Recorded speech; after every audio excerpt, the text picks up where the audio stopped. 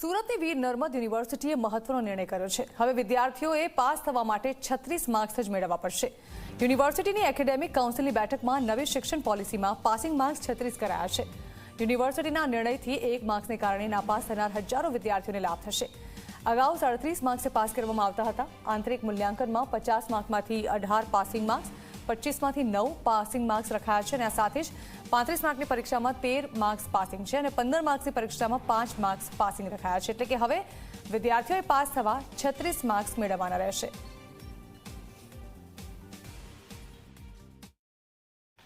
વીર નર્મદ દક્ષિણ ગુજરાત યુનિવર્સિટી સંલગ્ન કોલેજોમાં અત્યાર સુધી જે પરીક્ષા લેવાતી હતી તેમાં 1 માર્ક માટે હજારો જે વિદ્યાર્થીઓ છે તેને નાપાસ કરવાનો વારો આવતો હતો। જો કે યુનિવર્સિટી દ્વારા એક મહત્વની બેઠકનું આયોજન હાથ ધરવામાં આવ્યું હતું, જેમાં હવેથી 37 માર્કના બદલે 36 માર્કે પાસિંગ માર્ક ગણવાનો એક મહત્વનો નિર્ણય લેવામાં આવ્યો છે। ત્યારે આપણી સાથે કુલપતિ જોડાયા છે।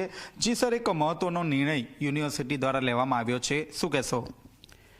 આપણી વીર નર્મદ દક્ષિણ ગુજરાત યુનિવર્સિટીમાં રાષ્ટ્રીય શિક્ષણ નીતિ 2020 અંતર્ગત એની જારી કરેલી એસઓપી અનુસાર વિદ્યાર્થીઓને એનઈપી અમલ કરતા પ્રથમ સેમિસ્ટરની અંદર 37 માર્કે પાસ થવું અનિવાર્ય હતું, પણ એ જગ્યા ઉપર વધુ સંખ્યામાં વિદ્યાર્થીઓ નાપાસ થતા એસઓપીની અંદર અંગે એકેડેમિક કાઉન્સિલની મિટિંગ બોલાવીને એઓને હવે 36 માર્ક કે પાસ કરવાનો નિર્ણય લેવામાં આવ્યો છે। સર, આ જે નિર્ણય છે શા માટે લેવામાં આવ્યો અને એક આ નિર્ણય શા માટે લીધો? સામાન્ય રીતે અગાઉની પદ્ધતિમાં પણ 36 માર્કે જ પાસ થવાનું હતું।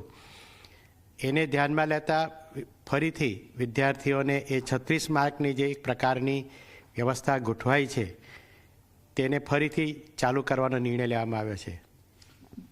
આપે જે રીતે જોયું તે રીતે ખાસ કરીને અત્યાર સુધી 1 માર્ક માટે હજારોની સંખ્યામાં જે વિદ્યાર્થીઓ છે તે નાપાસ થતા હતા, જેને ધ્યાનમાં રાખીને વીર નર્મદ દક્ષિણ ગુજરાત યુનિવર્સિટી દ્વારા હવે તમામ જે કોલેજના જે વિદ્યાર્થીઓ છે તેમાં પાસિંગ માર્ક 36 રહેશે। કેમેરામેન પીજે વેસાણા સાથે ચેતન પટેલ, ઝી મીડિયા, સુરત।